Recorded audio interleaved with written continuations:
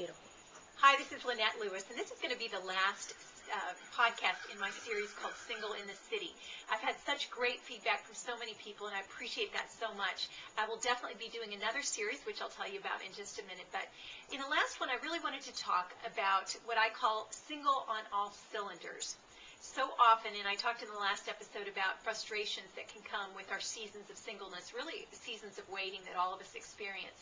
As I reflect back now, I see one central, probably the most important ingredient, aside from my relationship with the Lord, that really helped me get through, and that is the gift of friendship.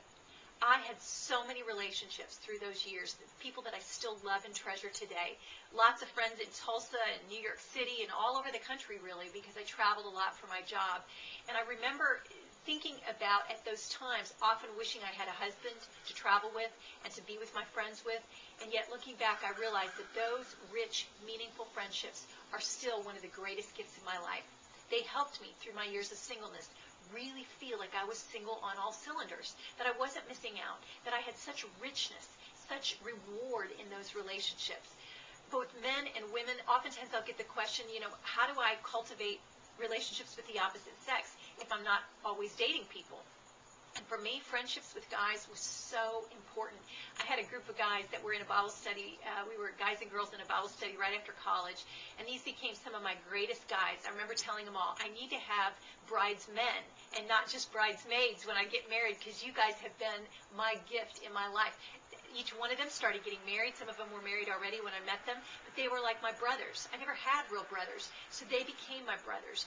They were the ones that would look out for me and care about who I was going to marry. I remember taking Ron, my husband, into a brunch one time with the group of my friends. This was the first time they were meeting all of them, and all these guys I could tell had their glasses of critique on, like, is this guy going to be good enough for Lynette?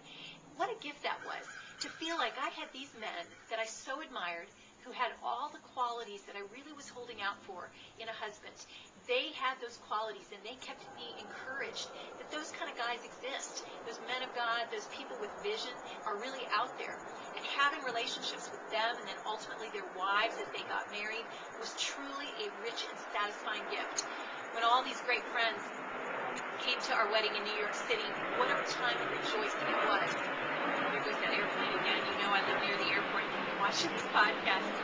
But having all of them at our wedding in New York was just truly such an apex moment, such a moment of celebration, not just because it's great to have a big crowd, but more importantly, because all those friends and those relationships had made the difference through my years of singleness.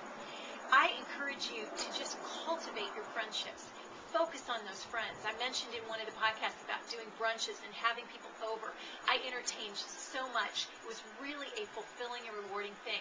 When I moved to New York, I didn't know anybody except one person in the city. So I was really, at 37 years old, starting from scratch. Didn't have any friends in the city except for one girl that I sort of knew. So the next few years, as I got to know people from work and church and different outlets of serving in the community, I just cultivated those relationships. Got together. I had a great group of women friends professionally that mentored one another. We'd get together for lunches periodically, and those women became so important and valuable in my life. I talked about each one of them in my book that I published, and they were all at my book launch party in New York City. Looking back, I see how all these friendships and relationships that I could cultivate because I had the time and energy as a single person. Those are the friendships that mean the most to me even still.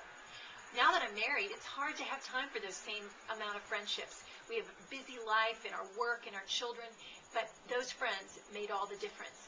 They still do, and I encourage you to cultivate those friendships.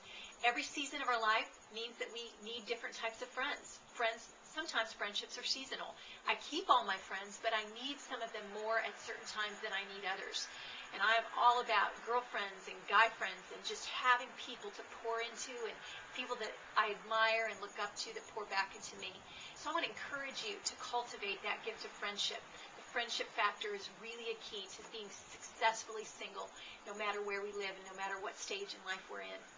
Just want to give you a heads up of the next series that we're going to do in these podcasts. It's going to be called Designing Your Dream Life. I get lots of emails from people asking me about going into motivational speaking or writing a book or whatever their dream might be. They wonder, how do I really get started?